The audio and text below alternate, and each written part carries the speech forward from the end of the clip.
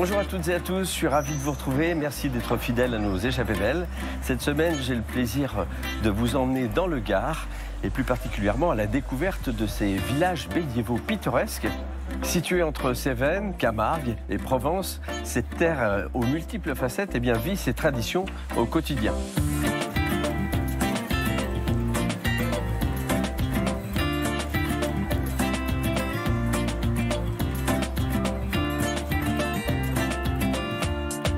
Ah, il est là. Salut les gars. Oh, Jérôme. Mais qu'est-ce que tu fais là? Bah écoute, je suis venu te voir, j'avais envie de te faire une bise. Tu vas bien? Bah oui, très bien, bonjour. Ça fait un petit moment qu'on ne s'est pas vu. Salut. C'est sympa d'être passé là. Eh ben écoute, tu sais, tu te rappelles la dernière fois qu'on s'est vu ici? Ouais. Tu m'avais fait visiter la ville et les arènes. Et j'avais envie de revoir ce monument emblématique du département et du pays même. C'est sympa, bah oui, un monument comme ça s'oublie pas et puis il faut y revenir souvent, quoi. Bon, chouette, tu as l'air en forme? Mieux que ça, tu peux pas. Je suis à la retraite. T'es à la retraite? Bientôt. C'est vrai? Ouais. Bon, excusez-nous, messieurs, mais il faut qu'on aille un peu travailler. Ah oui, pardon. C'est vrai. Il y a l'affaire. Bonne continuation. Oui, la feria commence bientôt. Ouais. Donc content d'être à la retraite, puis je laisse quand même avec la petite larmette ce monument, quoi, tu vois. Ah oui, oui. Bon, est-ce que tu m'emmènerais là-haut? J'ai envie de... Allez, on y va. Allez, c'est parti. Super. C'est fascinant, ce lieu. On va passer par là, tu vas voir. J'aime bien parce qu'on est dans les entrailles des Là, arènes. on est carrément dans le cœur. On va tourner à droite, là. Wow, déjà... Voilà. Wow. Allez, Jérôme, là, je crois que là... C'est ce qu'on appelle les marches de géant, là. Voilà. Wow. Ah, la vue imprenable, à la fois sur la ville et sur l'arène. Voilà, on est à une vingtaine de mètres à peu près d'eau par rapport au niveau de la ville. Bon, Jérôme, tu vas arpenter un peu le département. Qu'est-ce que tu vas faire de beau, alors? Eh ben, écoute, je vais, arpenter, essayer de découvrir ces villages à la fois nichés dans les vallées ou, tu vois, perchés sur les hauteurs. Villages souvent médiévaux, mais pas seulement. Et puis essayer de retrouver cette authenticité ici, hein, qui est très, très présente, qui est liée à beaucoup de traditions. Oui. Nous, on est là, de toute façon, dans la ville de Nîmes, en tout cas, et je pense que dans tous les autres villages, on est là pour vraiment garder nos traditions à tout niveau, culturel, événementiel. Et ça, c'est important pour que ce territoire se développe et accueille des nouveaux arrivants qui, eux, vont découvrir cette ville, ce paysage, ce département, et se dire que il fait bon vivre, quoi. Il fait bon vivre et chacun peut y apporter sa petite touche. Quand on vient de l'extérieur, on peut aussi apporter quelque chose qui sera peut-être... Absolument, et c'est ce qui fait le côté multiculturel de ce département. Exactement, c'était une terre de passage ici. Hein. C'est ça, exactement. Bon, ça sonne, il faut que j'y aille. Voilà, soyez les bienvenus dans mes échappées belles et bienvenue dans les villages gardois.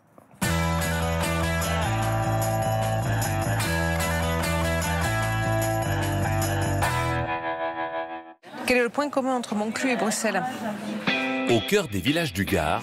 On aime, nous, les beaux villages, les vieilles pierres. Donc il y a toujours plein de détails à découvrir. Oh là oui! Quelle vue! Jérôme Pittorin se laisse transporter. J'avoue que j'aime beaucoup guider ici. C'est une région qui me plaît énormément. J'aime particulièrement cet endroit de France. Ouais. Et ça tombe bien, j'y vis. Je t'emmène dans les gorges du Gardon. On va aller faire du canoë. J'adore. Ça te plaît? Ah oui, j'aime beaucoup ça. Il y a pire comme environnement de travail. Tu m'étonnes. Ici, on cultive l'esprit village. Vous avez encore pas mal de place sur les tapis, messieurs, dames. C'est les meilleures places, n'hésitez pas. Je trouve que c'est un village qui est magnifique, donc c'est vrai que c'est chouette de pouvoir proposer aux compagnies de jouer dans ce cadre-là. C'est un moment difficile pour moi. Et ça marche. Le cheval, c'est un super médiateur, c'est un créateur de liens.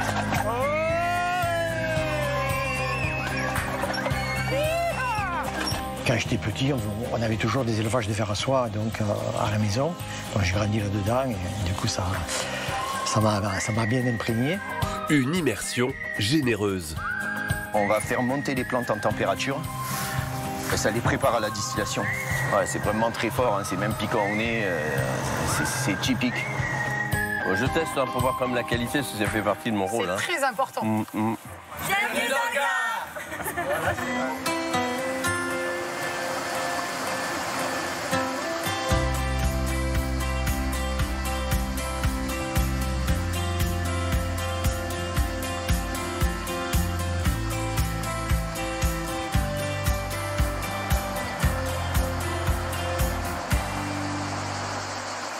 ben voilà, on voit ton village se découvrir. Et voilà, on découvre le village de Monclus. Ah ouais, derrière les arbres. Qui est magnifique. Je pense que le nom du village doit faire sourire beaucoup de gens quand même. Mais oui. On dit Monclus, on est d'accord. On dit Monclus, voire Monclus. Monclus, voilà, il n'y a pas d'ambiguïté comme ça. Voilà. Et alors là, on traverse un pont qui est relativement singulier quand même. On appelle ça un pont submersible, c'est-à-dire qu'en cas de crue, et les crues arrivent en moyenne 2 fois par an, l'eau passe par-dessus. Et il n'est pas entravé par des murets. Et parfois, lors des crues un peu sévères, on a des troncs, des branches, etc. Ça charrie plein de choses. Voilà, donc l'eau passe très simplement. Et donc là, on est sur la 16 ici. Là, on est sur la rivière la 16. L'eau est claire. Hein. Elle est transparente, elle est pure. On a même des castors qui sont installés, qui se développent ici. Donc c'est vraiment un signe de bonne santé. De bonne santé de la rivière. Ah, c'est magnifique. Toi, tu es arrivé dans le village il y a combien de temps? Je suis arrivée en 2012. On a acheté une vieille ruine. On est arrivé ici en 2012 et on n'a pas arrêté de se pincer en se disant mais que c'est beau. Le village, la rivière, les gens sont tellement gentils. Ça a été un rêve depuis le début. C'est-à-dire que c'est un coup de foudre dès le premier jour où vous avez visité? Complètement. Bon, ben, j'ai hâte d'aller découvrir les autres atouts de ton village.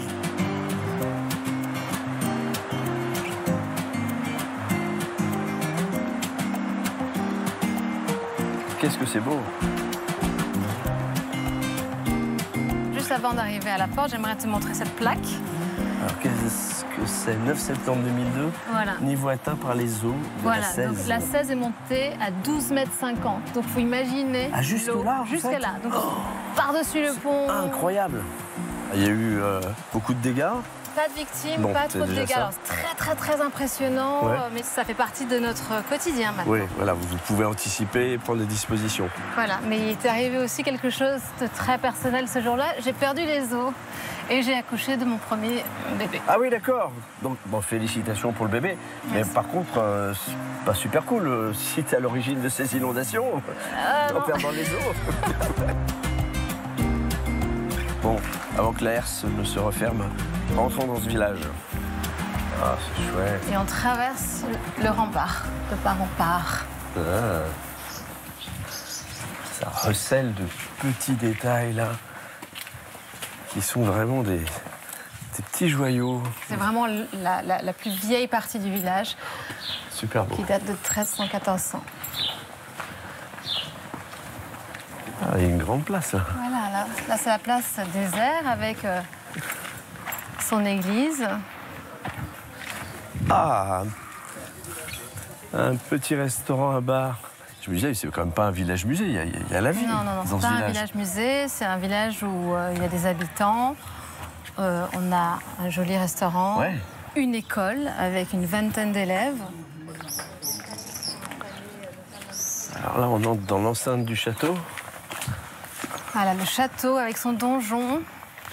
Il a été construit en 1275 par le marquis de Sabran. À l'intérieur de ce donjon, il y a un escalier unique qui est construit en vis de Saint-Gilles. C'est-à-dire qu'on a l'impression d'être un petit peu à l'intérieur d'une coquille d'escargot. C'est construit sous une voûte. On peut aller dans le donjon? On va y aller. Attention, ça glisse. Donc ce qui est unique à cet escalier, c'est que c'est construit sur une voûte. On ne voit pas les marches du dessous. On voit une voûte. Exact. Et chaque pierre est unique, taillée.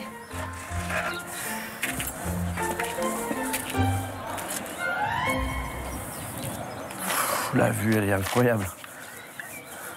Ah, tout à l'heure, j'évoquais avec sourire le nom de ce village, qu'on n'oublie pas. Mais quelle est la signification de Monclus? Il est bâti sur un mont. Il est en hauteur pour dominer la vue et entouré de montagnes qui lui donnent une situation close comme ça, donc d'où le nom Monclus. Monclos.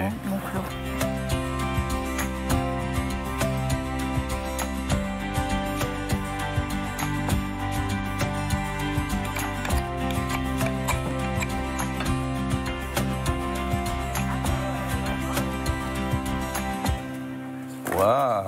Donc voici la maison. C'est super mignon. C'est ravissant, j'adore. Bonjour. Et Olivier est là. Bonjour. Enchanté, Olivier.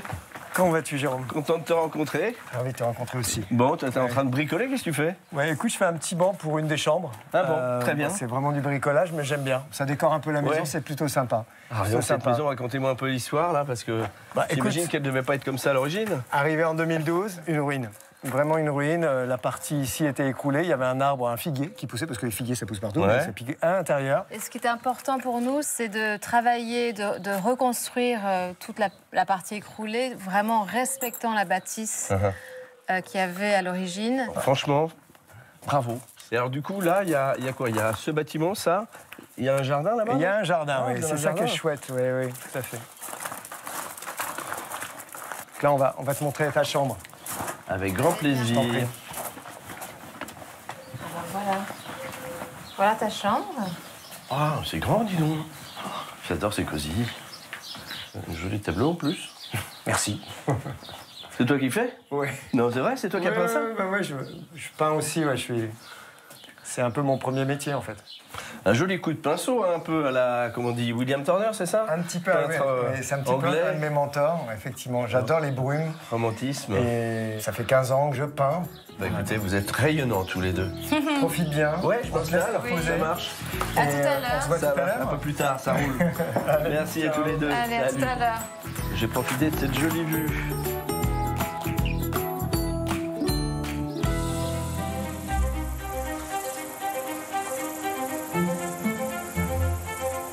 Les villages du Gard, ce sont des villages médiévaux sur des éperons rocheux. Les villages du Gard sont caractérisés par les pierres trouvées autour, qui sont blanches ou jaunes en fonction de l'étage géologique. Ce sont des villages entourés de garrigues qui regorgent de ressources naturelles précieuses.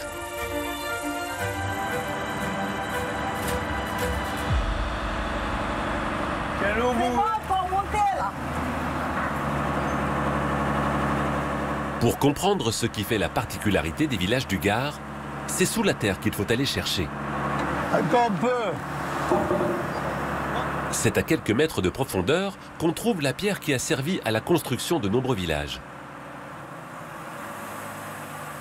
Avant, il devait y avoir des micro-carrières qui étaient utilisées pour les constructions des châteaux. Chacun était libre, dans la construction de sa maison, de venir ramasser ces carrières. J'exploite une couche qu'on appelle une lentille qui fait sûrement 300 ou 400 mètres d'épaisseur. C'est une matière qui ne chauffe pas au soleil. C'est un matériau qui a entre 90 et 100 millions d'années et qui appartenait à un immense plateau. Autrefois recouvert par une mer chaude et peu profonde, le sol du Gard est fait de couches de sédiments calcaires qui se sont déposés il y a des millions d'années.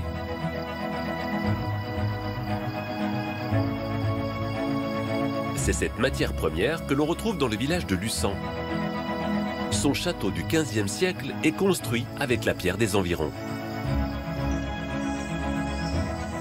La pierre sur laquelle on marche est une pierre qui est très blanche dans les carrières et qui petit à petit devient plus grise par les lichens qui s'y mettent dessus. Et la qualité de cette roche fait qu'elle a été transportée à pas mal d'endroits, dont le socle de la Statue de la Liberté, parce que c'est une pierre qui dure dans le temps.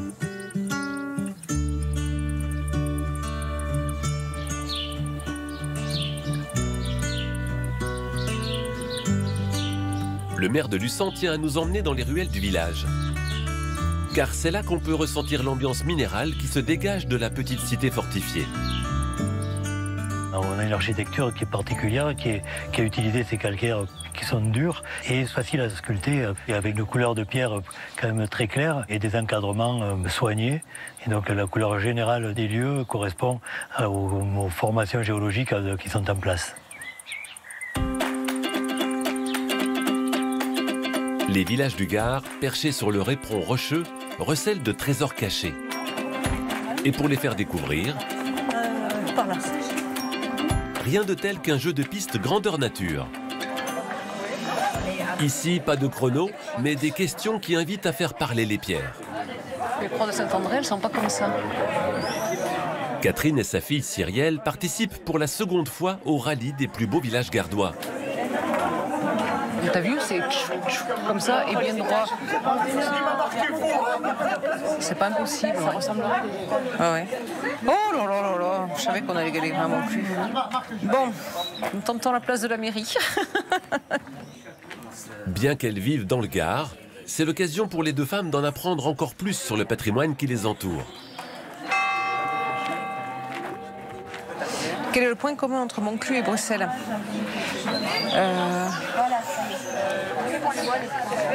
Ah ben voilà. La fontaine à l'enfant de Montclus qui fait penser au Mannequin Peace de Bruxelles, mais qui ne tient pas la même chose. Et on peut valider. On aime, nous, les beaux villages, les vieilles pierres, découvrir dans le détail les villages et sortir un peu des sentiers battus de ce qu'on trouve dans les guides touristiques.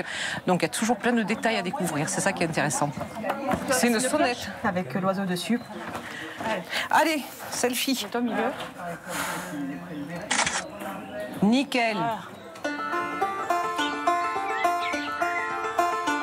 Comme souvent dans le Gard, l'architecture épouse le relief et les habitations se fondent dans le paysage. Un environnement naturel avec lequel les habitants ont appris à vivre. Régis Dufaux est cultivateur. Dans ses parcelles, il accompagne les plantes déjà présentes dans la garrigue, comme l'aquilée millefeuille ou la lavande.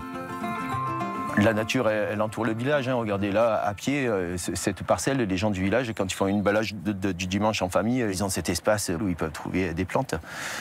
C'est à 5 minutes du village. Quoi. Un savoir-faire presque oublié dans le Gard que Régis a décidé de faire revivre.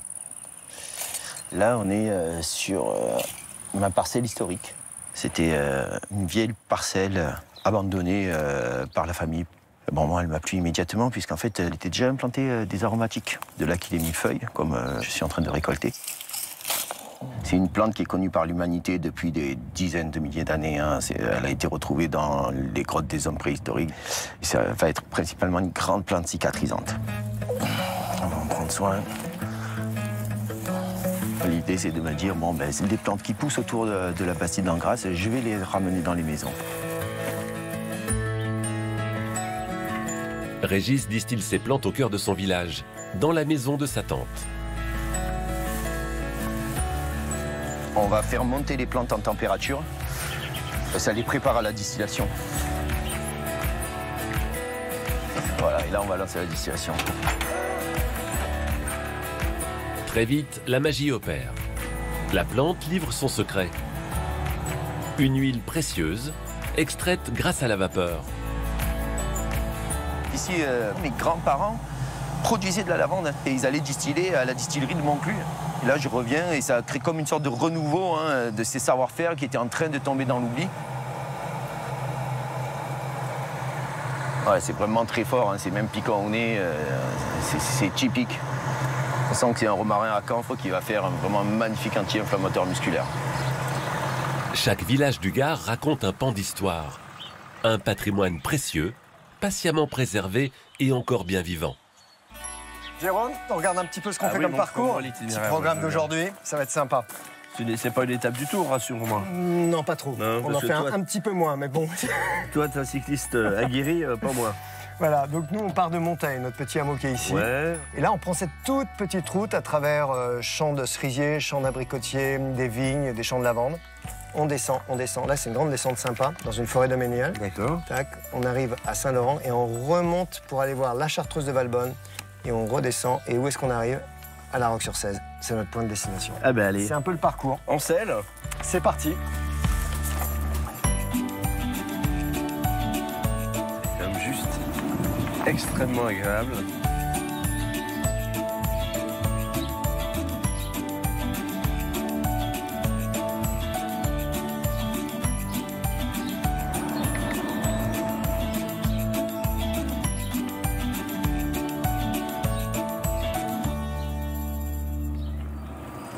Pas bien, là. Avec ces petits oiseaux qui font un accueil des plus musicales. Olivier, avant d'avoir des maisons d'hôtes comme celle de la maison Papillon, ici, là. Oui. Tu faisais guide, toi, pas seulement localement, je crois que tu faisais des grandes traversées, non? Oui, en fait, j'ai travaillé pour une boîte de vélo américaine. Ok. Pendant 7 ans.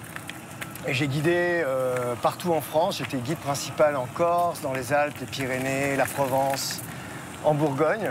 C'est très sympa. Donc tu es un cycliste aguerri? On essaye de l'être, tu sais, avec l'âge. Oui, enfin, t'as pas l'air ça va. De souffrir. J'avoue que j'aime beaucoup guider ici.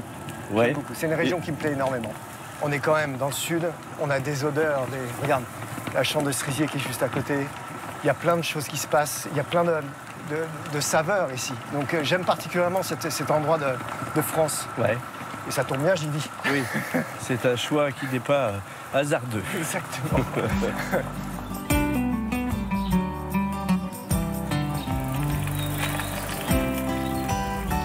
Sur ta gauche, tu auras une petite roseraie avec l'église derrière. C'est vaste. Donc ça, c'est une des très belles chartreuses d'Europe, en fait, une très grosse chartreuse. Donc autour de la chartreuse, tu as énormément de chemins de randonnée aussi.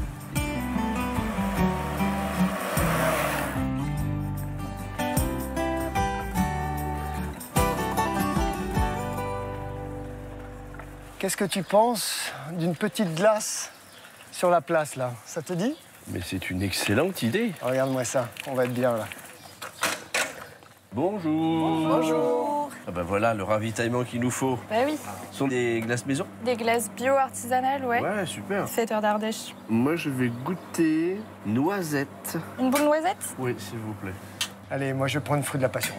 Allez. Ah oui. Allez, fruit de la passion.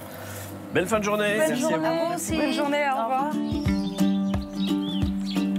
Tu vois les calades au sol? Ouais. Ça vient de la rivière. Ils faisaient les rues en calade.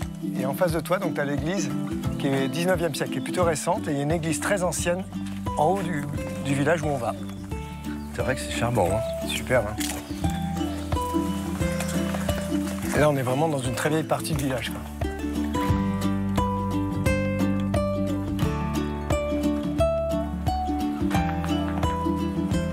Et tout en haut, on va arriver au château.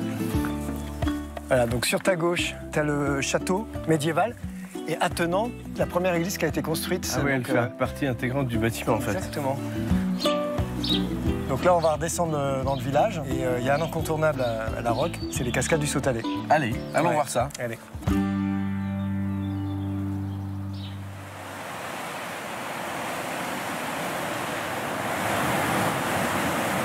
Nous y voilà, les cascades du Sautalais. Tu vas voir qu'il y a des grosses plaques de calcaire qui ont été creusées par le temps et qui forment des gros trous. Le calcaire s'est fait gruyère un peu, en fait. C'est un peu ça, ouais. Tu vois, c'est là que ça commence. Les formations, les gros trous.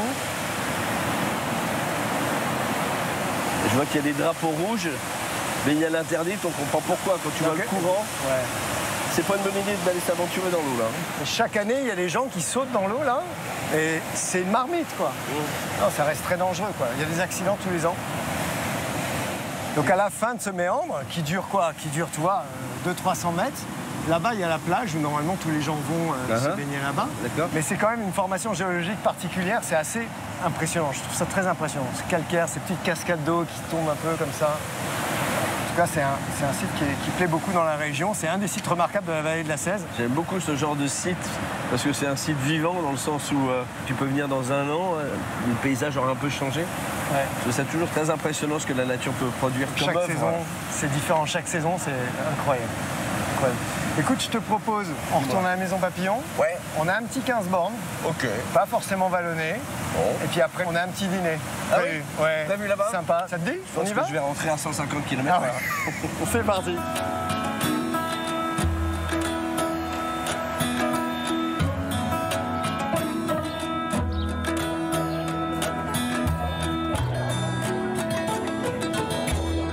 Just to say, hello. How are you?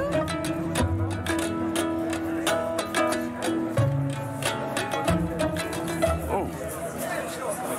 Ça va, Caro? Mais oui, et Je toi? m'attendais pas à voir autant de monde. c'est génial. On a invité tout le Vous avez village. fédéré beaucoup de gourmands. Bah, écoute, plein d'amis, des gens. Et vous faites ça à quelle fréquence alors? On fait ça 2 à 3 fois par semaine. Ah ouais. 2 à 3 fois par semaine. On a un chef à domicile, donc tu vois. Là, ils sont en train de travailler. Tu les vois à travers la fenêtre. Ah ouais. Voilà. Je ne vais pas résister à l'envie d'aller la voir faire. Oui, vas-y. Je reviens. Il y a l'huile d'olive qui est là. Bonsoir. Bonsoir. Je suis toujours curieux de ce qui se passe en cuisine. Ah bah ouais. Et puis comme apparemment vous avez laissé planer le mystère tout à l'heure en me disant qu'il y avait plein de surprises. On fait surprise. Vous êtes 2 à travailler ensemble là. Tout à fait. Ouais. Et le principe c'est d'aller. On fait de la cuisine nomade. Voilà, on se déplace quand les gens sont sympas, on y va. Ouais. Est-ce que votre cuisine aussi est dans le même sens, dans la même démarche que ce que font Olivier et Caroline? Je pense qu'on a en commun, en tout cas, c'est l'amour du territoire, la volonté de faire travailler les gens qui le font vivre à l'année aussi. Donc c'est pour ça que nous, on travaille beaucoup avec des producteurs locaux, des gens qu'on connaît souvent, qui travaillent bien, qui font attention à ce qu'ils font. Et voilà, on a à cœur aussi de mettre en avant un peu la cuisine d'ici, celle de nos voyages, celle de nos origines aussi. Oui, parce que vous n'avez pas l'accent gardois. Pas du tout. D'où venez-vous? Moi, je viens de Saint-Étienne et heureusement que j'ai pas l'accent stéphanois aussi. Oui, j'espère que ça s'entend. c'est cet accent en particulier. Mais on aime bien les accents. Et vous venez d'où? De Lyon. Lyon, oh, pas très loin. C'est bien, c'est pas 2 villes qui... Non, pas du tout. Non, du tout. Bon, très bien. Bon, je vous laisse travailler. J'ai hâte de déguster votre travail. À tout à l'heure.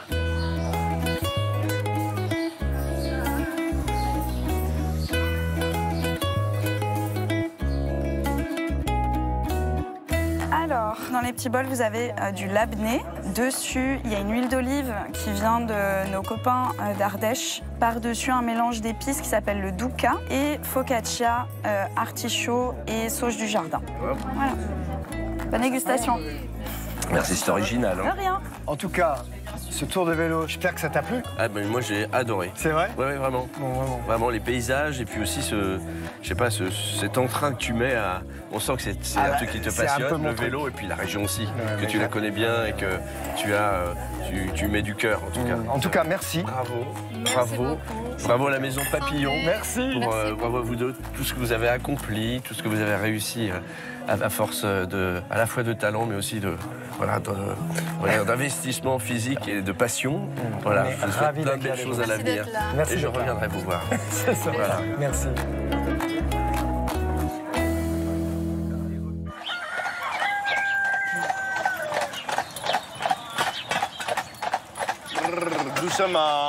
Doucement, c'est bien. Ce bruit-là dans les ruelles, je le trouve extraordinaire. C'est de la musique. Pour moi, c'est de la musique. Marchez, Bonjour. Oh. Bien le bonjour, les gars, bien le bonjour. Comme tous les matins depuis 10 ans, dans le village de Saint-Hilaire d'Auzillan, le ramassage scolaire se fait en calèche. Aux enfants, je pense qu'ils s'approprient leur territoire et s'approprient la vie ensemble, c'est du commun. Le cheval, c'est un super médiateur, c'est un médiateur social, c'est un créateur de liens. Marchez. Oh là. Pour nous, c'est très bien et pour eux aussi. Sortir de l'école et pouvoir visiter le village. Et surtout apprendre à conduire avec les animaux et tout. Donc ça leur donne un peu d'indépendance.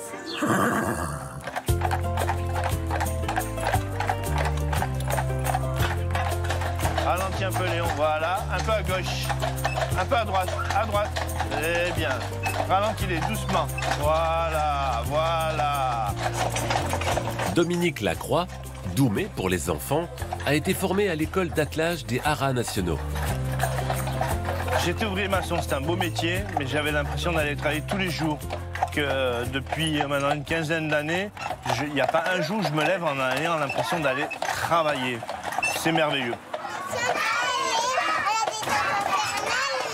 Oh, on va même réveiller les pierres. Oh,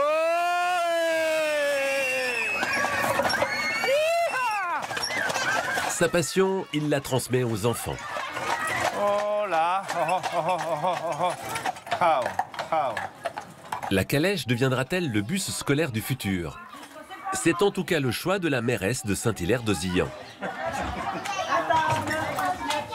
Moi, je connais des enfants d'autres villages qui voudraient venir à l'école à Saint-Hilaire, hein, voilà, parce qu'il y a la calèche, le lien social, puis voilà, aussi, voilà, écologique. Hein. Le fait d'avoir la calèche, bon, ça oblige les gens à ralentir. Et puis voilà, ça apporte...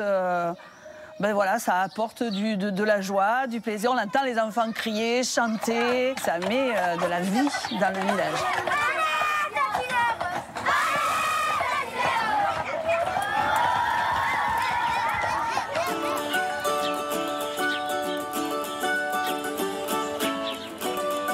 Ici et là, dans le Gard, les initiatives fleurissent pour faire vivre les petits villages. À Sagriès, Pascal, une habitante, a relancé l'ancien fournil de sa commune. Une aventure qui a commencé pour elle il y a 1 an, après une reconversion professionnelle. On est à 235, il faut que ça monte à 300 là, pour pouvoir enfourner la deuxième fournée. Mon frère a transformé ce hangar en fournil et il cherchait quelqu'un pour transformer sa farine en pain. Et j'ai sauté sur l'occasion pour intégrer l'entreprise familiale.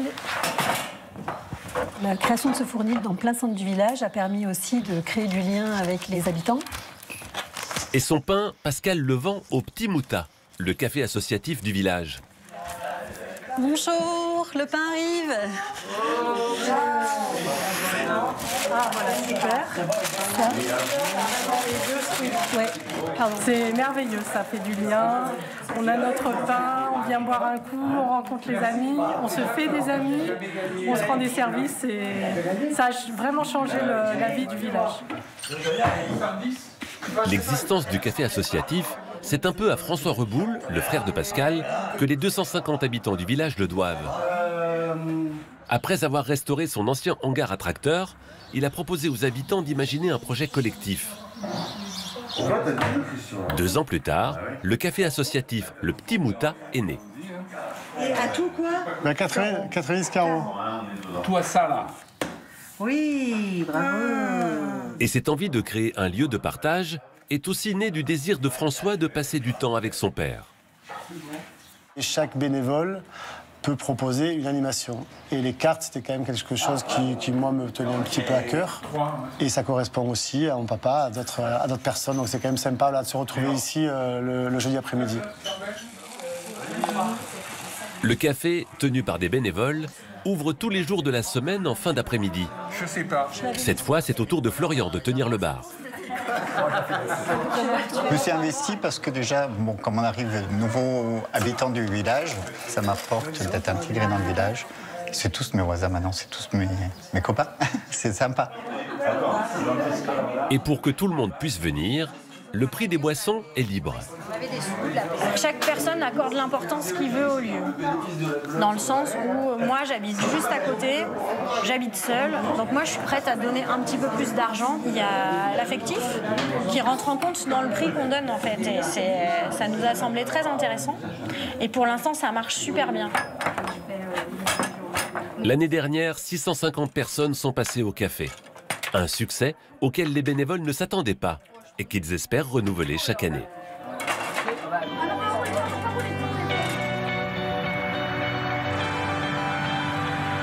Là, je t'emmène dans les gorges du Gardon. On va aller faire du canoë. Ça te plaît? Ah oui, j'aime beaucoup ça.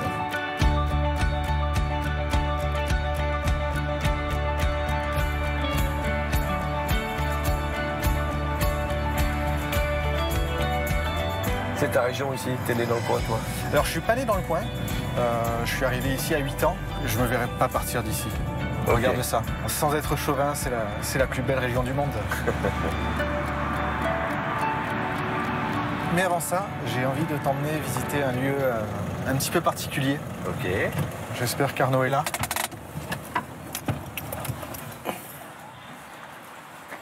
Les bâtisses sont sublimes, hein? Oh, wow. Très beau. Arnaud? Magnifique, ça. Oui. Et bonjour. Bonjour. Ça va? Ça va. Je t'amène un visiteur. Bonjour, Jérôme. Enchanté. On est passé sur le pont Saint-Nicolas et je me suis demandé si tu pouvais nous faire visiter ton lieu, notamment pour voir le pont Saint-Nicolas de là-haut. Avec plaisir. Ouais. Le prieuré en lui-même, de ce que j'en ai vu, c'est magnifique. C'est une multi-bâtisse d'ailleurs. Hein. En fait, il y a 7 bâtiments. J'ai 4 bâtiments inscrits au monument historique. Okay. 1 en totalité, l'église. Ouais. Et 3 en façade et toiture. C'était pas du tout comme ça quand je l'ai récupéré, mais dès que je l'ai vu, je me suis mis à rêver de faire revivre le lieu en l'ouvrant au public, en faisant des maisons d'hôtes, en faisant de la restauration et en faisant des mariages, des événements culturels. Mais le mieux, c'est de venir le visiter.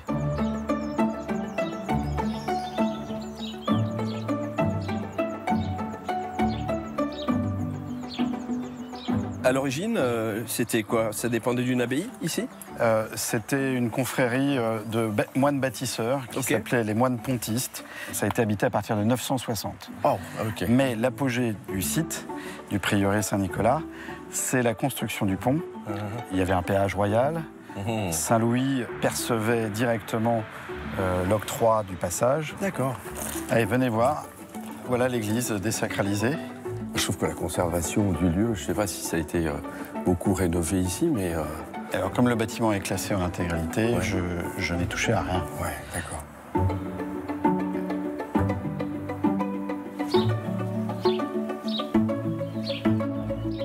On voit sur chaque bâtiment, il y a eu plusieurs vies.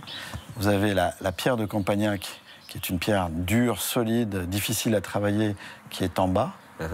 Et puis l'appareillage, quand ça a été surélevé, au-dessus, on est sur la pierre de Verse, c'est-à-dire la pierre du pont du Gard, qui est beaucoup plus friable, qui est comme du sable et du calcaire, qui coûtait beaucoup moins cher à travailler. Donc toutes les surélévations, elles sont en pierre de Verse.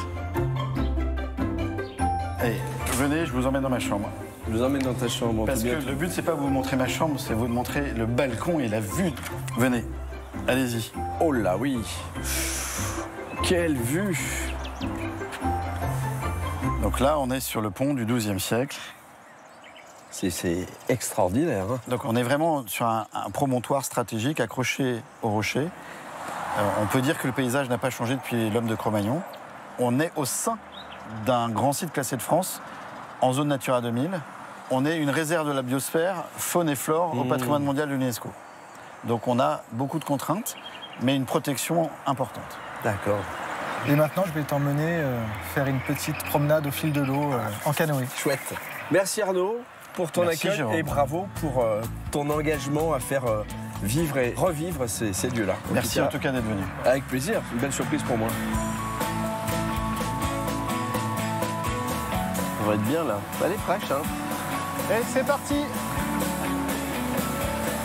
On démarre avec un petit rapidou. Attention au groupe là. Joli.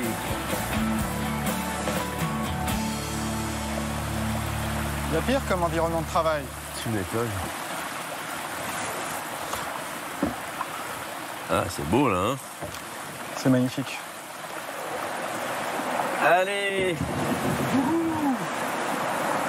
Oh là. Là, on a des falaises qui ont été bien dessinées par le cours d'eau lorsqu'il était plus haut. Hein. Alors l'eau monte assez régulièrement. Tout à l'heure, on a vu le pont Saint-Nicolas. En 2002, l'eau est passée 1 mètre au-dessus de ce pont Saint-Nicolas. Waouh! Et ce qui est encore plus incroyable, c'est de se dire que dans 3 semaines, la partie sur laquelle on est sera complètement à sec. En 3 semaines, là, ça va s'assécher. Dans 3 semaines, ça sera complètement à sec. On a un réseau assez particulier sur cette rivière. En dessous de 5 mètres cubes d'eau par seconde, le Gardon va passer en souterrain.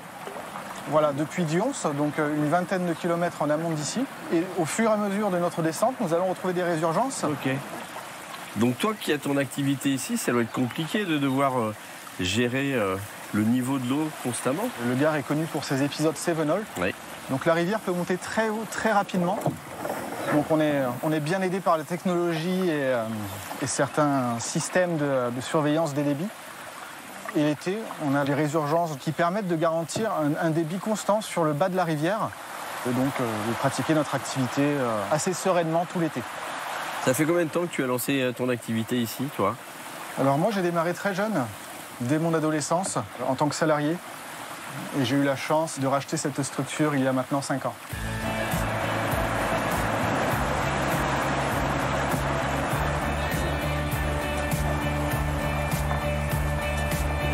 Donc là, on arrive sous le pont de Colias, qui était un ancien pont suspendu, qui a été rénové en 1906 pour avoir sa forme actuelle. Et on va passer dessous. Et ce qui est très beau sous ce pont, c'est qu'on a énormément de nids d'hirondelles. Ah oui, j'en vois voler. Et nous voilà arrivés. Oh, joli. Tu as passé un bon moment? Ah oui, j'ai vraiment adoré les décors et cette eau cristalline là.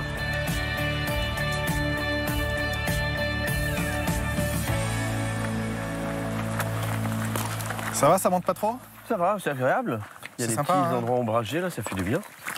Avec les bonnes odeurs de garrigue. Ouais, on est dans une végétation là, luxuriante. Hein. Je t'emmène du coup à l'ermitage de Colias. Ouais. Qui est une petite pépite bien cachée dans la garrigue. Ah.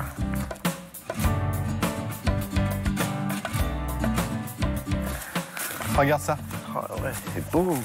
Donc l'ermitage de Colias, c'est un lieu qui est occupé depuis la préhistoire et qui a été retapé par une association. Bah, déjà, ne serait-ce que le chemin là. Il y a du boulot là. Hein. Il y a du boulot. Hein. Ah là là. Et voilà l'ermitage.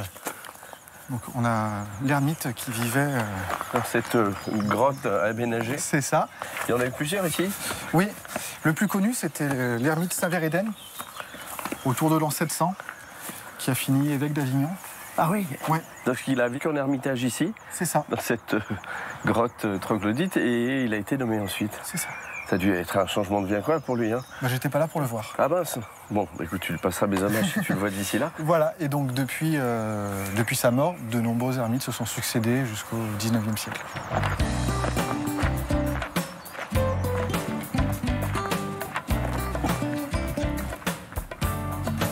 On a une vue dégagée là. C'est que le début, tu vas voir. C'est que le début. Donc ça c'est Colias. Ça oui, ça c'est le village de Colias. Oh, c'est super joli. Avec son église. Là-bas tout au fond on peut voir le Mont Bouquet. C'est un super lieu d'escalade, on y décolle aussi en parapente. D'accord. Colias, c'est ton village?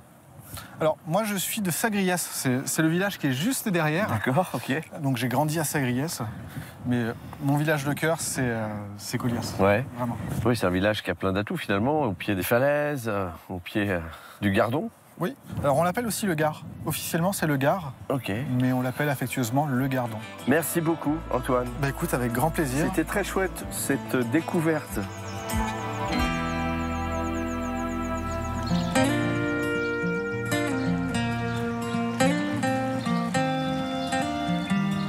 Les Cévennes, c'était le cœur de la soie en France. On a des maisons en général qui ont au moins 3 étages.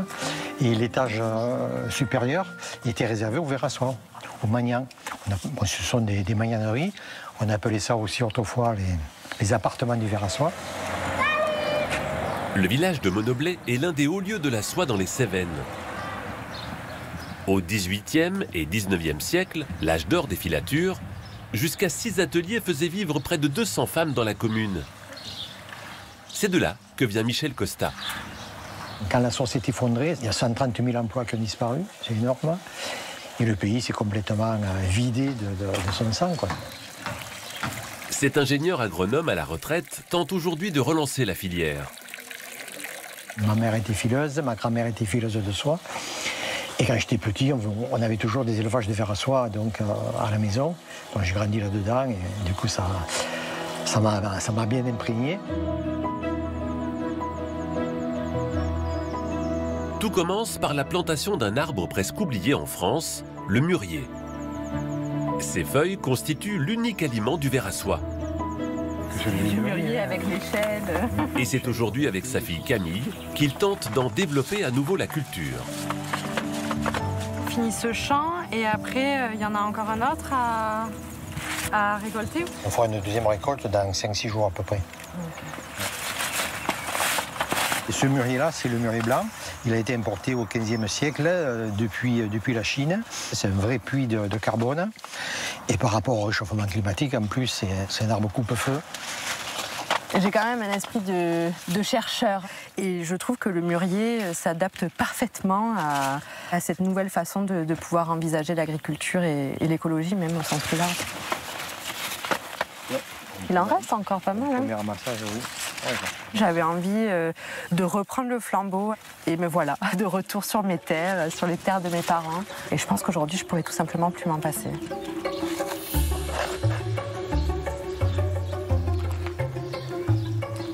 Camille a créé une pépinière pour que les éleveurs de vers à soie puissent facilement trouver des arbres localement.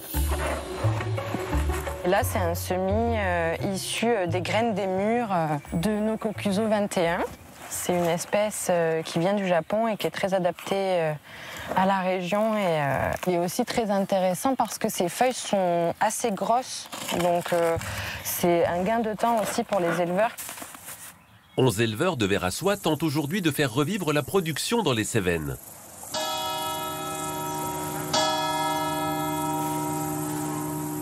Adeline en fait partie.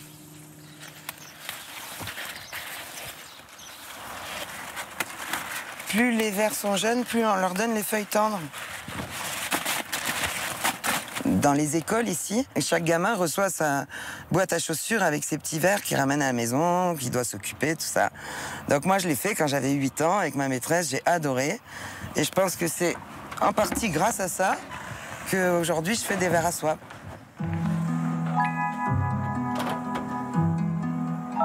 Alors, les petits derniers, les retardataires.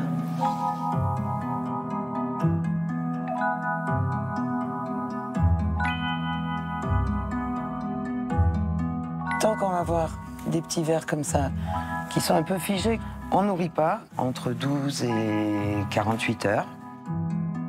Adeline élève 20 000 vers à soie. Elle les reçoit alors qu'ils ont à peine 10 jours. Elle va veiller sur eux pendant 5 semaines. Le ver à soie est tellement fragile et son élevage est tellement pointilleux qu'on ne dit pas un élevage de ver à soie, on dit une éducation de ver à soie. Donc c'est rigolo, on est des éduxpés, mais en ver à soie. En 30 jours, les vers vont multiplier leur poids par 10 000, jusqu'à ce qu'ils soient prêts à filer leur cocon. Le cocon est en fait une petite bobine de fil d'un seul tenant qui peut atteindre une longueur de 1500 mètres. C'est à l'intérieur que le ver se transforme en papillon pour devenir le bombix du mûrier.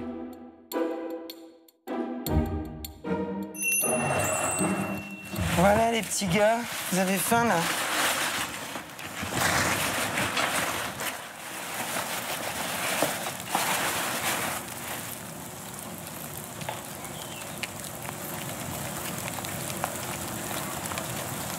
Quand ils sont dans la grande fraise, le dernier âge où ils mangent énormément, là, on est obligé de faire 4 repas par jour. Mais ça veut dire que c'est un peu comme si tu avais des nourrissons à la maison. Parce qu'il faut les nourrir toutes les 6 heures. C'est quand même une saison un petit peu marathon. Ils ne vont rien laisser. Moi, je suis un peu comme eux, j'aime le calme, j'aime être dans mes plantations. Donc je trouve que c'est un métier qui a du sens parce que c'est un élevage qui est absolument pas polluant. Et on a quand même beaucoup de chance d'être en Cévennes parce que cette petite bête très fragile ne supporte aucun traitement. Chaque année, quand je recommence la saison, je me dis « Ah, c'est quoi cette odeur plaisante ?» et tout. Et puis je me rends vite compte que c'est la feuille du mûrier déjà, qui n'a pas l'air mais qui a une odeur. Et puis le mélange des vers et de la feuille, tu passes sur le reste. C'est un truc, tu mets le doigt dedans, après... Tu parles plus que de ça, ça devient complètement obsessionnel. Je vous ai préparé des feuilles farcies de mûrier. En misant sur la soie, Michel, Camille et Adeline font le pari d'un futur durable et enraciné. Un choix du cœur pour continuer à faire vivre les Cévennes. Super bon.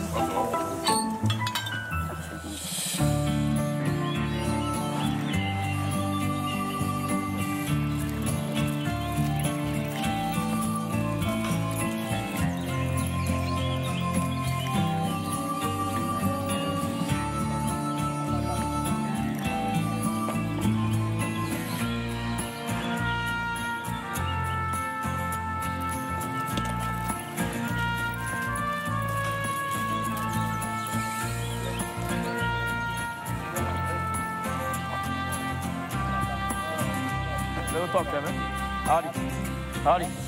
Mesdames, messieurs, bonjour. Emeline ? Oui. Salut. Jérôme. Enchantée. Ça va bien? Ah oui, Oui. c'est 3 ici. C'est 3 ici. C'est 3 ici. Bienvenue à la manade du Gardon. Bonjour, bonjour. Alors le tri a démarré, donc ils vont sélectionner les bêtes pour la journée. Ok. Ensuite, on ira sur la commune de Boucorin, où se déroule la fête. Donc c'est là-bas que ça se passe aujourd'hui. C'est là-bas que ça se Ok. passe. Voilà le manager. Jérôme, enchanté. Jérôme aussi. Eh ben, ça va bien. impeccable. Donc là, tu as trié tes bêtes? Ouais, on n'a pas tout trié parce qu'on a des taureaux qui ont été un peu récalcitrants. Ah. Ils ne sont pas du matin, ils sont un peu comme toi. C'est ça. Donc on va essayer de les faire revenir. Ok. Parce qu'il nous en manque un, mais si on n'y arrive pas, on a pris un taureau de plus au cas où. Voilà. Donc tu as prévu d'en emmener combien au total? Eh bien, j'ai 4 taureaux pour l'ancière, j'ai 4 taureaux pour la brigade de ce matin et 4 taureaux pour ce soir. Ah ouais. Voilà. Allez, on revient. À de suite. À tout de suite. Toi, tu travailles avec Jérôme? Moi, je suis gardien amateur. C'est que des bénévoles. Ok. Et on vient D'accord. aider Jérôme, que ce soit sur la manade ou sur ses manifestations, pour faire perpétuer les traditions. 713 pour la bandide. Picasso, Vatou. Oui, alors chaque taureau a un nom. Et 77. Donc après, Jérôme, lui, il sait les reconnaître parce que tous les jours, il donne à manger, on les soigne. Parce que quand on les voit comme ça, on a l'impression que tous les taureaux sont noirs avec des cornes, mais chacun a une particularité. Allez, Momo, ta place. Ta place, Momo. Momo, ta place. Momo, ta place. Alors il y en a qui sont un peu réboussiers des fois. Un peu quoi? Un peu réboussiers. Ah, c'est Ils sont un peu têtus. D'accord.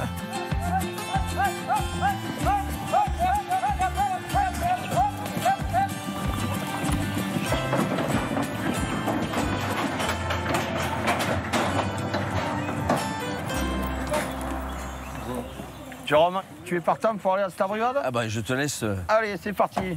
me conduire jusque là-bas. Ça va être une première pour moi, tu sais. Tu n'as jamais fait de Non, jamais, jamais. J'ai jamais eu tradition l'occasion. camarguaise comme ça? Non.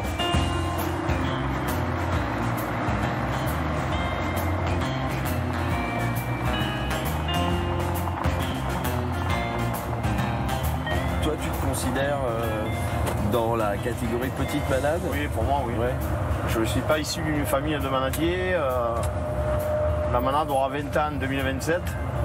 Donc ça commence un peu à faire maintenant, mais pour moi, je serai toujours une petite manade. Comment tu t'es retrouvé dans cette aventure Eh ben, j'ai toujours aimé les bêtes. Mon grand-père avait des moutons. Et ça m'a donné un peu... J'avais cette passion déjà avec mon oncle qui m'amenait aux courses camarguaises. Et puis en allant à la manade, on voyait le travail du manager, des gardiens, des bêtes, parce que d'être au contact des bêtes, de suite, ça change beaucoup de choses. Et puis quand on donne du bonheur, quand on arrive dans les villages, qu'on voit tous ces petits gamins, tous ces gens qui attendent ça, parce qu'ils attendent ça comme c'est le Messie, c'est la fête du village, c'est une fois par an. Il y a les taureaux, il y a les chevaux, alors c'est vrai qu'on donne un peu du bonheur aux gens aussi.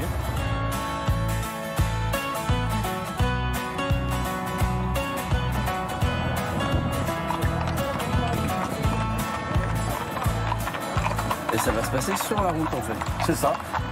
C'est étonnant. Allez, allons voir ça. C'est parti.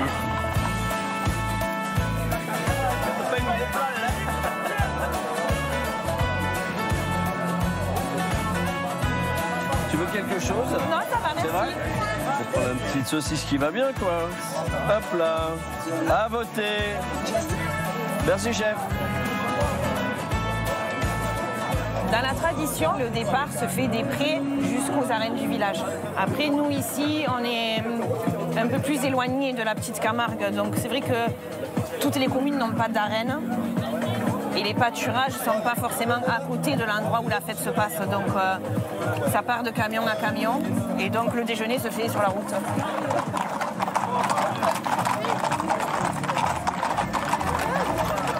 Allez, ça va ouvrir. Oh là là.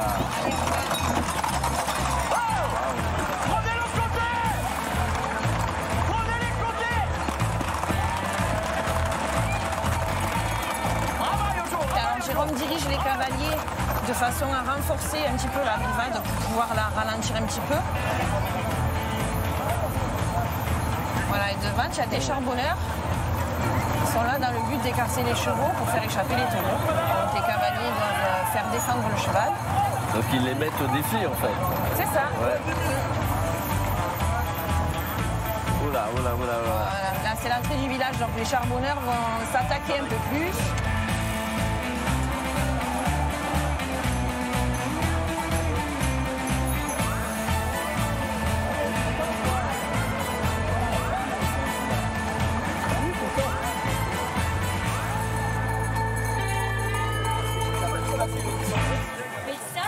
Bravo!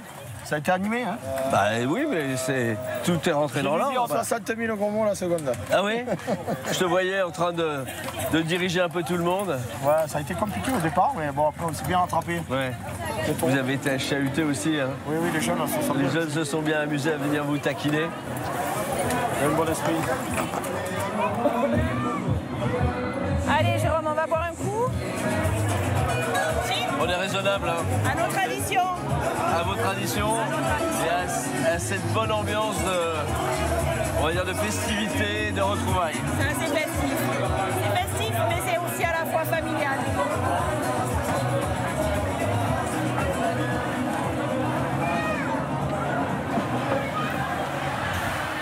On va se positionner pour la bandide. La bandide. Donc la bandide, c'est l'inverse de ce matin. Ouais. À l'origine, c'est les taureaux qui partaient des arènes et qui retournent dans leur pâturage. Ok. Ici à Boukhara, c'est camion à camion. Les taureaux vont démarrer du fond. Ouais. Et là, les chevaux vont être obligés de ralentir pour pouvoir prendre le virage sans prendre de risque. C'est l'endroit où les jeunes vont pouvoir attraper le taureau et l'arrêter. Ah, c'est qu'il y en a comme ce matin qui vont venir perturber. Alors ce matin, c'est des charbonneurs. Ouais. Ils écartent les chevaux pour faire partir les taureaux. Ce soir, ce sont des attrapaïras. Ils vont attraper le taureau pour l'arrêter. Ils vont l'attraper par les cornes? Par les cornes. C'est un challenge entre la jeunesse et le taureau. Ouais. Toi, tu as des enfants? Oui. Tu as... Alors ça, c'est mon petit tour. Ah, le petit tour. Salut. Et tu vas te risquer à attraper aussi? Oh. Il commence, il débute.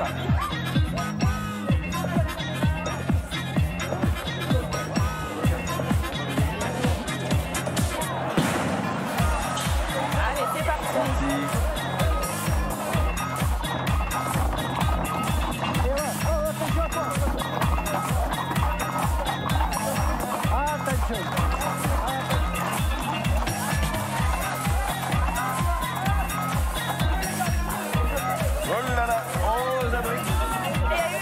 Tiré boussier là. Oula.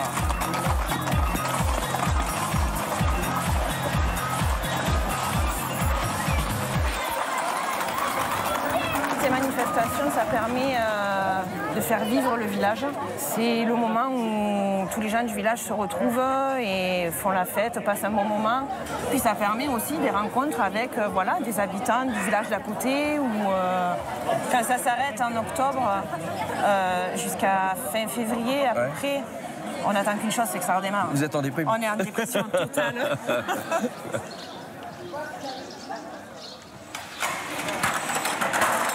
Tu pourras voir après Brico Saucisse pour leur mettre du jus.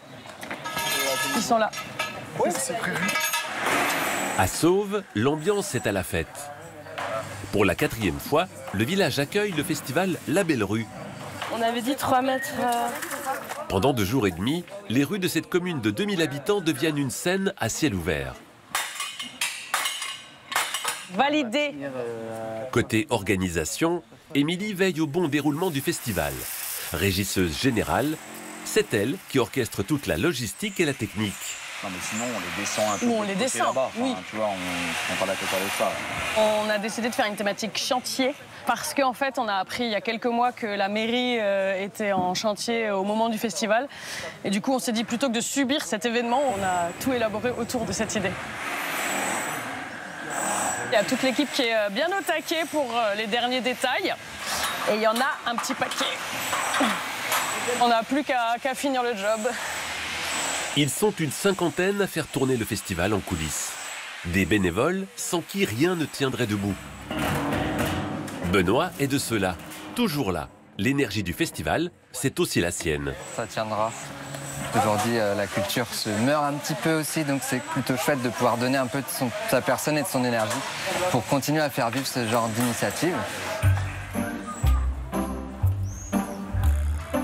Au festival La Belle Rue, les organisateurs ont une règle d'or. Les artistes dorment chez l'habitant.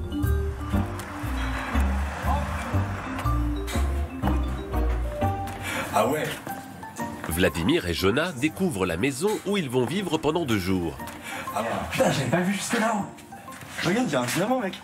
Ah, trop bien. C'est Franck Michel qui les accueille. Cet ancien trapéziste et fondateur de la célèbre compagnie Les Arceaux a posé ses valises à Sauve il y a 42 ans.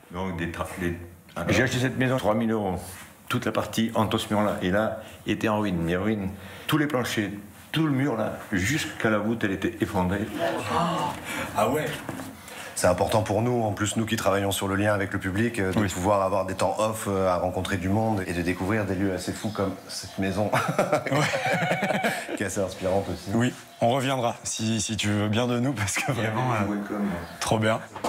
Vous allez découvrir votre lieu pour dormir. C'est un logement d'urgence. Moi, je suis assez à accueillir des gens qui ont besoin, des femmes battues ou des hommes battus, des migrants. Des artistes qui sont là pendant 1 semaine, 1 jour, 3 jours. Il y a 5 places, il y a un lit double. Et puis vous avez la super vue, là, à l'air frais, et de la terrasse. Bravo, c'est calme. Et on redescend parce qu'il faut aller bosser, là. Changement de décor. En quelques heures, les rues du village se sont métamorphosées. Hop, et du coup, ça fera 7,50 s'il te plaît. Le festival est lancé et l'ambiance bat déjà son plein.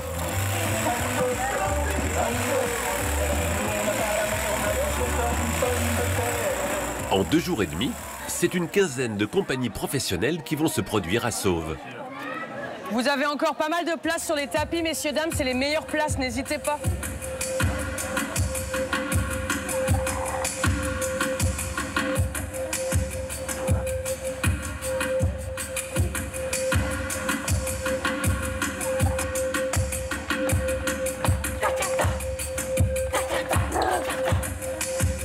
Très contente quand je vois que ça fonctionne et quand je le fais dans mon village, c'est bonus x 100 parce que en tant que Sauvaine, je suis trop contente de voir les gens que je connais qui se mêlent à d'autres gens et tout ça ensemble, ça fait une belle énergie.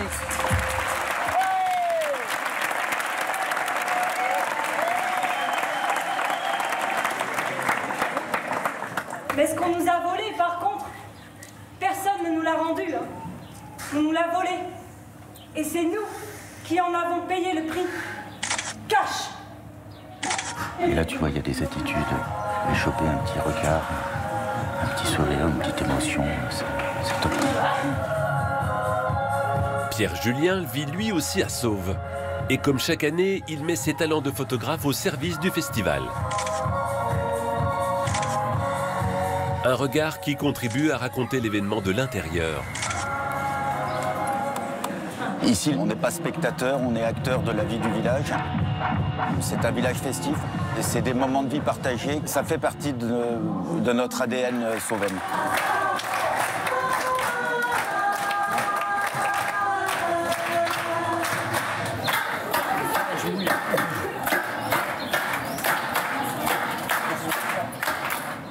Mais non, c'est pas OK.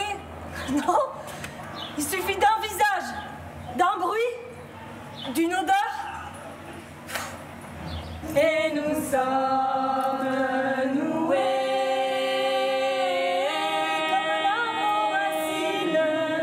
comme l'eau rocher, comme la rose aux épis. Ouais, c'est beau, merci beaucoup.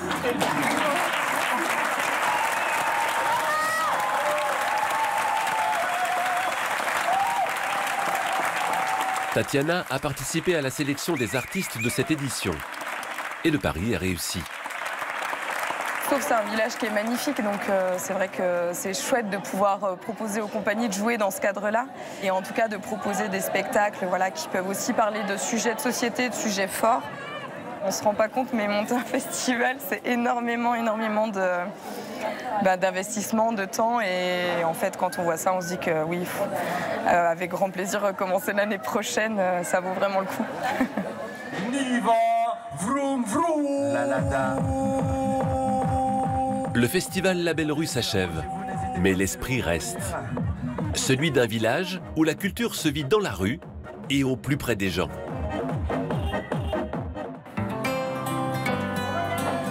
Merci. Bonne journée.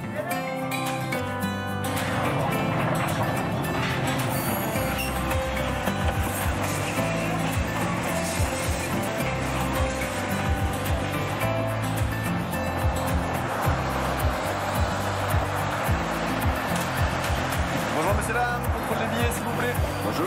Bonjour. Super. Merci.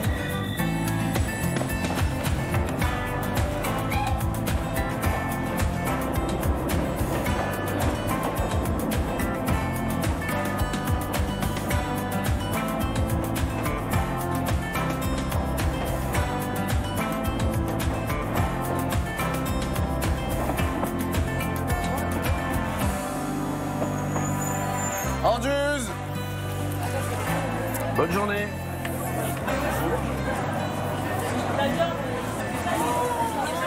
Ah, vous êtes là. Bonjour. Ça va Céline? Ça va et toi? Super. Ça va? Richard, toi aussi? Tu Le vas bien? voyage. Tu m'accueilles avec un beau soleil? Ah oui, il faut en Hier, profiter. c'était pas comme ça, hein? Ouais. Ce voyage alors? C'est très chouette ce petit train. Ouais. J'ai failli m'arrêter dans le wagon-restaurant, mais j'ai dit non, je suis attendu. Alors. On va visiter Anduze du coup. Ouais, allez, on va y va. faire un petit tour Un à petit Anduze, tour ouais. rapide, oui.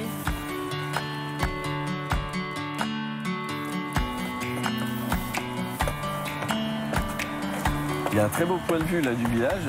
C'est très chouette. Anduze, c'est forcément associé à la poterie de toute façon. Ah oui, c'est bien pas sûr. le potier qui est à ma droite et sa fille potière. De surcroît qui vont me dire le contraire. Oui, puisque la poterie existe depuis l'époque gallo-romaine. Et après, on va dire, dans l'état moderne, c'est le fameux vase d'Anduze qui a fait connaître la ville un peu dans le monde entier. D'accord.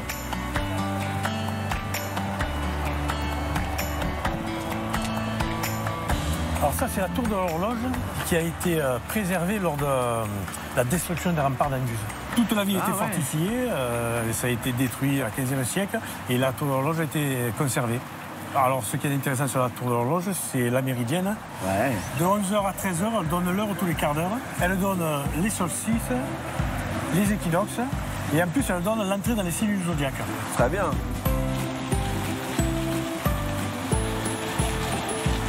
J'aime beaucoup ces petites façades-là. Ils ont beaucoup de charme avec les volets. En fait, ça représente un peu le village, des toutes petites maisons, toutes collées les unes aux autres.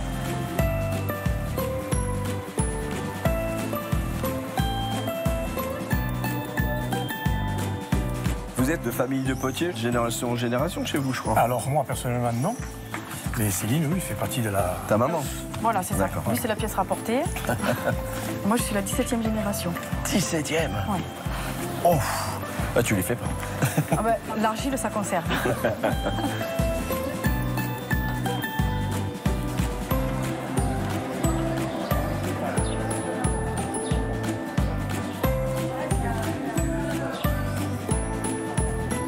Bon, là, du coup, on passe devant une fresque. Je ne sais pas si tu reconnais, mais c'est quand même mon papa qui est en train de faire un vase dessiné sur le mur. C'est chouette, c'est un hommage en fait qui a été fait. Non, mais pas, non. Ils ont cherché des documents, on leur a fourni des photos, voilà. Et j'étais dans le lot. Ah, mais je vois votre nom là. Donc ça, ce sont les pots que vous fabriquez. Voilà. C'est bien, vous êtes les illustres du village. Oh. Ah, j'irais même que j'ai beaucoup de peau d'être avec vous, du coup. Hein Ça, oui. Bon, est-ce qu'on n'irait pas à l'atelier? Je suis impatient de voir ça. Ah, avec plaisir. Oui, avec plaisir. Allez. Oui.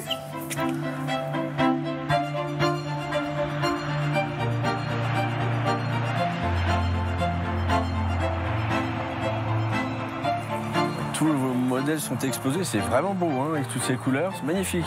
Et puis là, on comprend l'usage initial de ces pots, c'est pour mettre les fruitiers, là. On va mettre les agrumes. Les agrumes, voilà, c'est ça. Les agrumes. En fait, en Anduze, nous, la poterie fabriquait des grosses pièces utilitaires. C'était des jarres à huile pour conserver l'huile d'olive. Et quand il y a eu l'époque des grands voyages avec Louis XIV, qui a commencé à importer des plantes exotiques, dont les agrumes, tous les nobles ici de la région, ils ont voulu faire comme le roi. Alors ici, comme on fabriquait des vases, ils ont mis les agrumes dans les vases. Et la tradition a commencé comme ça. Historiquement, le créateur, c'était M. Boisset. Et donc le dernier Boisset de la famille, c'était donc le grand-père de ma grand-mère. Et à l'époque, les femmes, quand elles se mariaient, elles ne pouvaient pas garder le nom de jeune fille. Donc comme sur tous les vases, il y avait marqué Boisset. Pour garder quand même ce nom de Boisset, on s'est fait appeler les enfants de Boisset. Alors, du coup, ça veut dire que pour la suite, prendre le relais, c'était une évidence pour toi? Tu t'es toujours préparé à faire ça? Non. Ah non. Moi, de suite, je suis partie loin. J'ai passé 10 ans à la faïencerie de Gien. Et puis, en 2019, le jour de mon anniversaire, ils m'ont appelé pour me le souhaiter. Et je leur ai dit, bah, tiens, ça tombe bien que vous appeliez. J'ai décidé, dans un an, je reviens. Oh, le sourire, le soulagement. Voilà, donc en un an... Tout le monde me le répétait tous les jours, ça me fait la même impression. Ah ouais? Donc en un an, j'ai acheté ma maison, j'ai trouvé mon club de sport, j'ai trouvé ma caserne de pompier, parce qu'à l'époque, j'étais pompier volontaire. Ouais. Et je suis arrivée ici, en fait, ma vie était déjà organisée. Il a trouvé du travail. Et ben, j'avais déjà mon travail, du coup.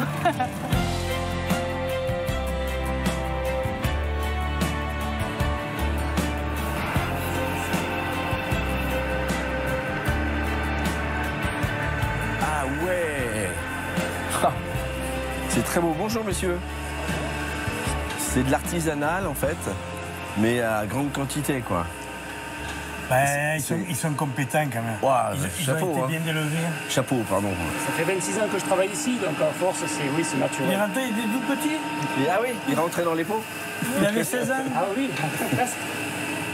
Alors, quelles sont les caractéristiques d'une poterie d'Anduze? Alors, depuis 300 ans, le vase traditionnel, c'est celui-ci. Donc, un pied, une collerette, des guirlandes avec des roses et un écusson avec le nom de la famille.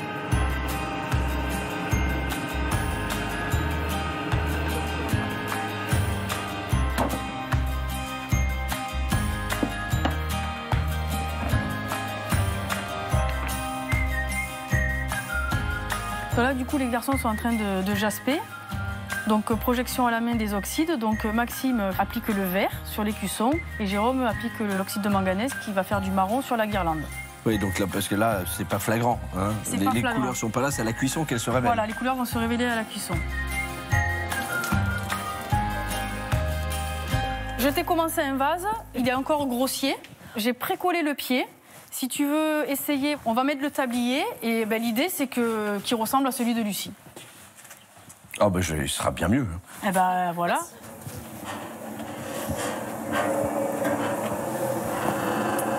Faut pas creuser, hein. Faut bien mouiller. Faut pas creuser. Ah, l'éponge c'est plus facile en fait. Faut bien appuyer. Enfin, on va casser l'arête ensuite là. Pas trop, puis après on va essayer avec l'éponge. Hop là, on va pouvoir l'arrondir un peu avec ça. Voilà. On rectifie en fait. Ouais. Ça lisse. C'est agréable cette sensation là. Après l'idée c'est de l'évaser un petit peu. Avec ta main, comme ça tu vas venir tourner. Évaser alors. Évaser. Et le mettre plat. Tourne pas trop vite parce que sinon il risque de partir. Très facile à doser la vitesse là. C'est le pied lourd, comme dirait l'autre. Il s'est un peu évasé. Sortie de route. C'est un moment difficile pour moi. Non, mais je m'étais projeté dans votre métier, en fait. Non, mais fais à ton idée, après. Non, ben là, je peux pas faire à mon idée avec une pièce aussi belle. Là, je suis en train de faire... Oui, on va appeler la collection Picasso, puis c'est tout. On reste amis quand même. Oui. Ouais.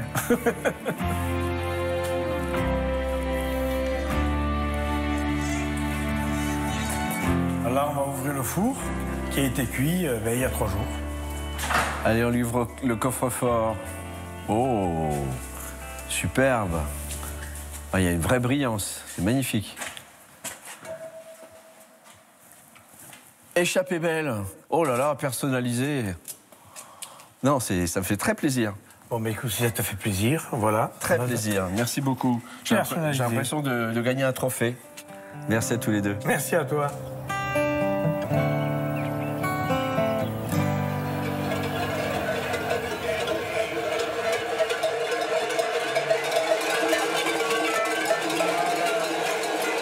Comme à chaque printemps, au petit matin, les cloches résonnent dans le village de Valrogue.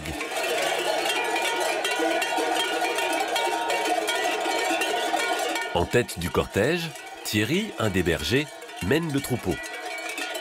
On part de 400 là, on arrive à 1200 d'altitude. L'été, ils sont de plus en plus chauds et on est obligé de monter les brebis à la fraîcheur. Moi, j'étais pas né qu'il faisait la nuance.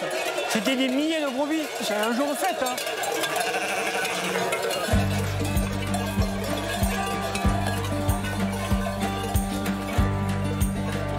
Les troupeaux de brebis quittent la vallée pour les pentes du Montégoal.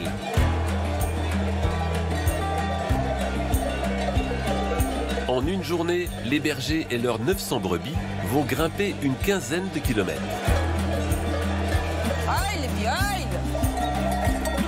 À l'arrière du troupeau, Lucie, elle aussi éleveuse, surveille son troupeau. Le troupeau avec le trèfle rouge, qui est le nôtre, c'est des tarasconnaises.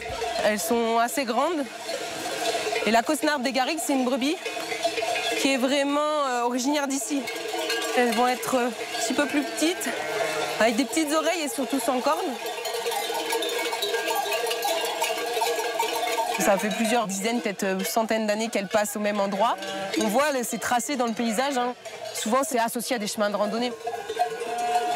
Voilà, Fifi, tu es fatiguée? Après déjà plusieurs heures de marche, c'est le moment de faire une pause pour les bergers. L'occasion pour eux de passer un moment convivial en famille et entre amis. Tu veux un bout de sauce? Les préparatifs, des fois, c'est un peu stressant. Mais une fois que c'est lancé, non, c'est une journée qui est sympathique. Un peu fatigante, mais sympathique, quoi. C'est quand même une journée de transition.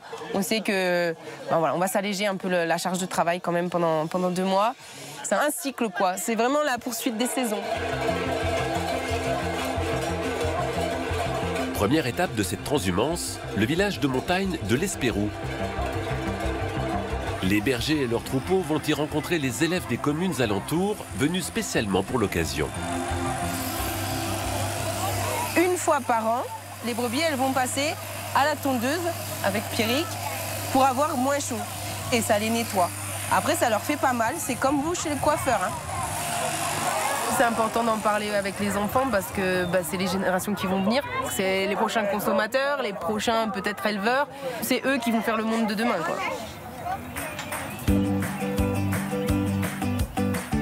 Au cœur des petits villages cévenols, d'autres traditions se perpétuent. Au pied des hameaux s'étendent de nombreuses terrasses. On y cultive depuis toujours l'oignon doux des Cévennes. J'en plante depuis que je dois avoir 10 ou 12 ans. J'ai jamais raté une année, donc oui, on commence à savoir les mettre.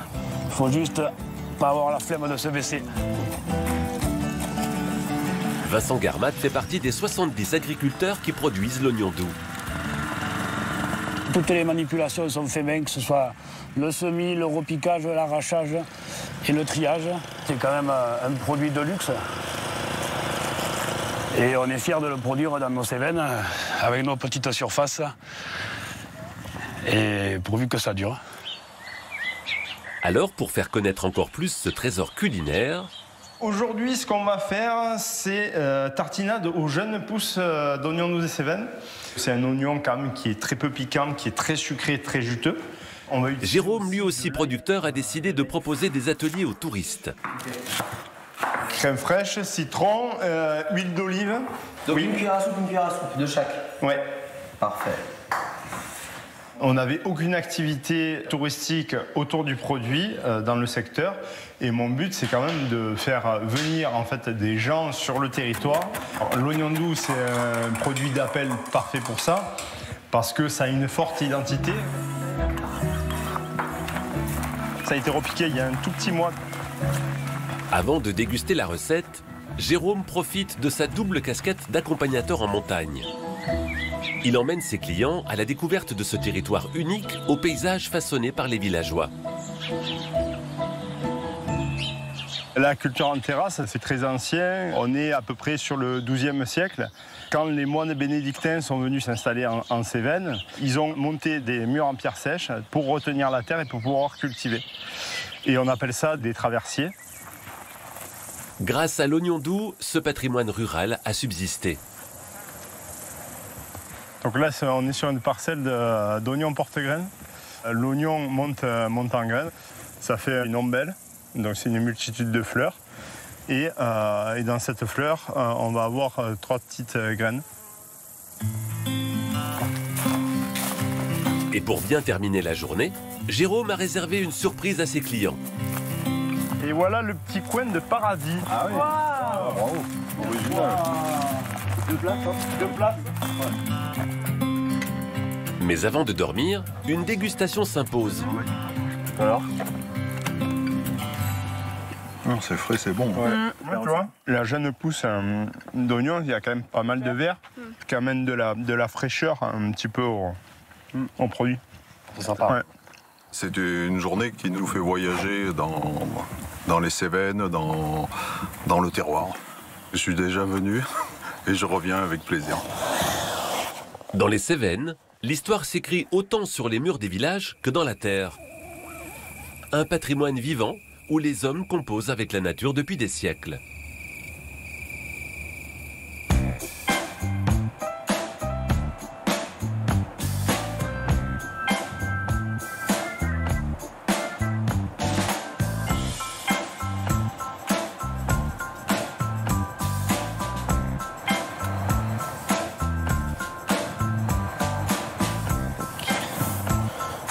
Petite cerise, je peux pas le dire.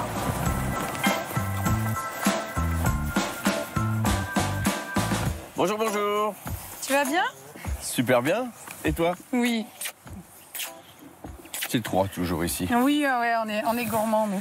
Donc, cueillette des cerises? Oui, regarde. Oh, elles sont belles, hein? Bon, tu viens me donner un coup de main? Avec grand plaisir. Bon, on a une belle journée aujourd'hui. Hein. Une très belle journée. Donc, tu as des cueilleurs qui sont des gens qui sont là de saison. On est déjà en famille, donc là, je suis avec mon frère. Puis, j'ai des jeunes qui sont étudiants qui viennent nous donner un coup de main pour la journée. Regarde comme elles sont belles. Ça, c'est magnifique. Hein. Bon, je teste pour voir comme la qualité, ça fait partie de mon rôle. C'est très important. Très, très important. Puis là, maturité, on est vraiment... Ouais, ouais. Puis elles sont croquantes, hein. Elles sont délicieuses. Bon, j'en avais déjà pris une tout à l'heure, mais bon, ça reste entre nous. Hein. Toi, tu fais ce métier de maraîchère depuis combien de temps? J'ai commencé même en étant étudiante. J'ai toujours fait mon jardin. Je vendais les légumes dans le village. Ben, mon père était agriculteur, donc il me laissait une petite parcelle. D'accord. Et je faisais tomates, melons. Bon, très vite, hein, je suis partie en lycée agricole quand même. Ouais. Je suis arrivée péniblement au bac+2. Et après, j'ai vite repris l'exploitation familiale. Donc j'ai lancé les paniers, un bon petit marché dans le village et j'ai créé la cueillette. J'avais vraiment envie que les gens viennent sur l'exploitation.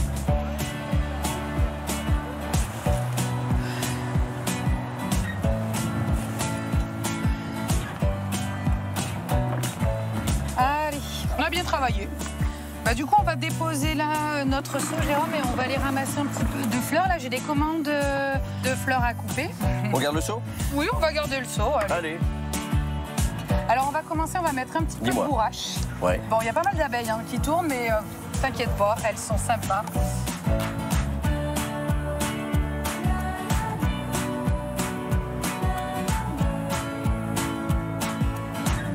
Jérôme, on va mettre un petit peu de bleuet et quelques pensées, et notre barquette sera finie. Des pensées positives, hein? Ah oui, toujours.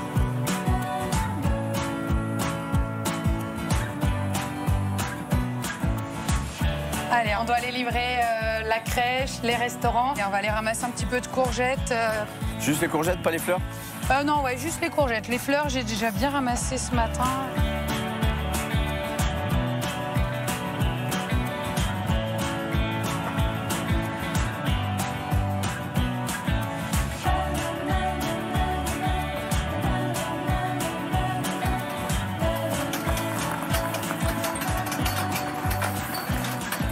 Oh là là là là, c'est magnifique. On a envie de tout acheter. J'ai une partie de ma production. Et après, je travaille avec des producteurs locaux. Ouais. Par exemple, les abricots, ils peuvent venir de Beaucaire. Les fraises, elles sont de Carpentras. On est le plus juste possible, en fait, pour qu'en fait, le consommateur puisse trouver des produits de qualité à des prix corrects. Bah dis donc, ça donne tout de suite envie de passer à table. Hein. Mais je crois qu'on a du boulot avant. Oui, oui. On doit aller livrer la crèche, les restaurants.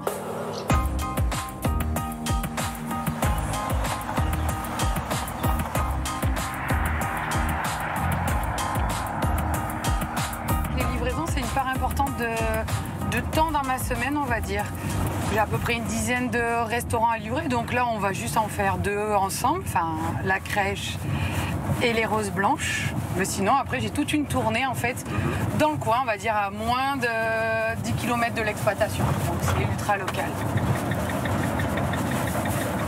Voilà, tu vois, on a mis 5 minutes. Ah, on a un ballon. La crèche des petits loups. Hop. Hop. Allez, on va déposer directement en cuisine la commande. Ça va, Hélène? En pleine préparation? En pleine préparation du repas, oui. Bon, t'as amené les abricots, les fraises, les petits radis, oui, les carottes. Et même des poires. On va faire des bons repas, de l'ail. Oui, mais tu vas les gâter, ces petits. Mais oui. Vous avez combien d'enfants, là, à nourrir le midi? 20. Ah oui. Même si c'est des petites quantités, je me dis au moins les enfants, ils prennent le goût des fruits, les goûts des légumes, et après, voilà, ils les retrouvent à la maison. Moi, j'ai des mamans et les familles qui viennent pour la récolte, pour venir chercher. Des fois, vous demandez un petit peu des fruits aux parents. Donc, je les vois arriver pour les tomates cerises, pour les fraises. D'accord. Ouais, non, ça fallait. Et puis, il faut être présent sur notre commune, c'est important. Allez, go. Bonne journée, bon courage. Allez, à la semaine prochaine. À bientôt.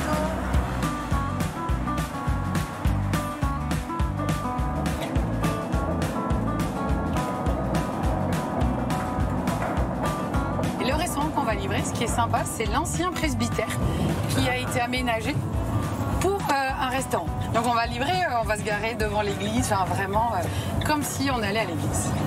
Monsieur le curé va pas râler. Non. Non, bon.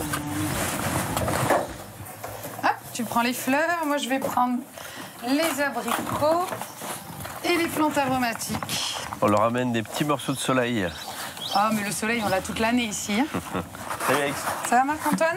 Ça va et toi? Vas-y. Bonjour. Bonjour. Voilà, j'ai eu de l'aide aujourd'hui pour préparer ta commande. Je vois ça. C'est pas beau, ces petites fleurs. Enchanté, ouais. Ouais, c'est tout beau, c'est tout frais. Ah oui, ramassé ce matin. Ça fait 2 kilomètres et ça vient en cuisine, c'est beau ça. Moi, j'aime la gastronomie, j'aime le contact avec les chefs. C'est vraiment très important. Très important. Et puis, cette façon de fonctionner, en fait. Là, la fleur de courgette, ben voilà, c'est la saison. Après, ben là, on a l'abricot. On vient de finir la cerise. Voilà, après, on va attaquer la pêche. Donc, c'est vraiment... Alix dicte un peu ma carte. Ouais. Voilà. Et de beaucoup d'autres restaurants qui, suivent le rythme des saisons au fur et à mesure. Mais vraiment, c'est comme ça qu'il faut travailler. Tu as un éventail très large de produits, en fait. Hein. C'est vrai que vu qu'on est voilà, maraîcher des 4 saisons, il y a toujours quelque chose en production. Toujours. Bon, mais on va y aller. Ça marche. Bah, écoute, merci beaucoup d'être venu. Marc-Antoine, merci. Je vais repartir en cuisine. Bah, bon service, chef. Ouais. Allez, bonne journée, au revoir. Allez, salut.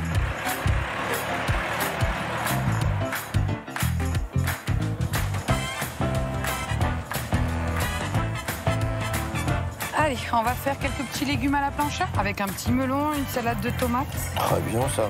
Est-ce qu'on mettrait pas un peu de sel et de poivre et d'herbe? Si, hein un petit peu d'herbe de Provence.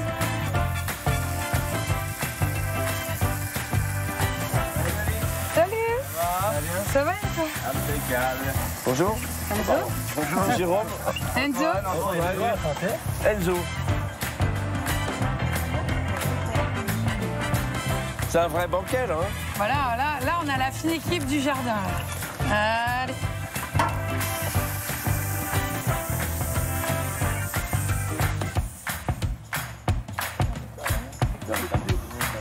Vous vous réunissez régulièrement comme ça? Parce que c'est tablé familial, amical.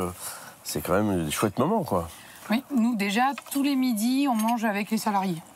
Et, mais en fait, je dis pas, mais on vit presque tout le temps ensemble. Ouais, c'est une grande famille. Hein. Oui. Ouais. Moi, je me définis pas comme fournisseur de fruits et légumes, ça c'est une évidence. C'est vraiment un partenariat parce que même avec Enzo, il me dit bah alors dans 15 jours, je vais changer ma carte, qu'est-ce que t'as? Je veux faire ce poisson, on réfléchit ensemble les fruits, les légumes, je lui fais goûter des choses. Et ben, régulièrement, c'est elle qui me donne les idées d'ailleurs. Ah oui, complètement. Hein. Et Alix a su créer un petit nid. Où on va dire tous une communauté, oui. Voilà, une communauté exactement, où tout le monde s'entraide, tout le monde s'entend bien et on est là les uns pour les autres.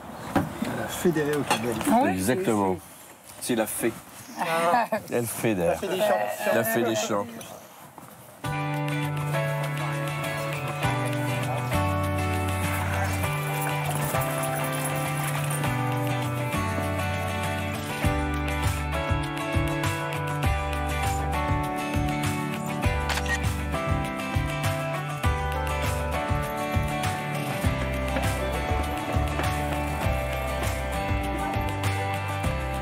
Voilà, mon voyage dans le Gard se termine. J'espère que vous avez pu apprécier combien ce département était un territoire authentique, avec un patrimoine historique exceptionnel, avec ses villages médiévaux notamment, ses prieurés, abbayes et autres vestiges romains, comme ce sublime pont du Gard. Cette destination allie à la fois la détente, la culture et le patrimoine, la convivialité et surtout les rencontres. Et je remercie à ce sujet toutes celles et ceux qui m'ont accompagné pendant mon séjour gardois. Je vous dis à très vite pour de nouvelles échappées belles dans d'autres contrées lointaines. Vous pouvez regarder cette émission en replay, suivre les coulisses de nos tournages sur les réseaux sociaux. Et d'ici là, gardez le sourire et prenez soin de vous. Bye bye.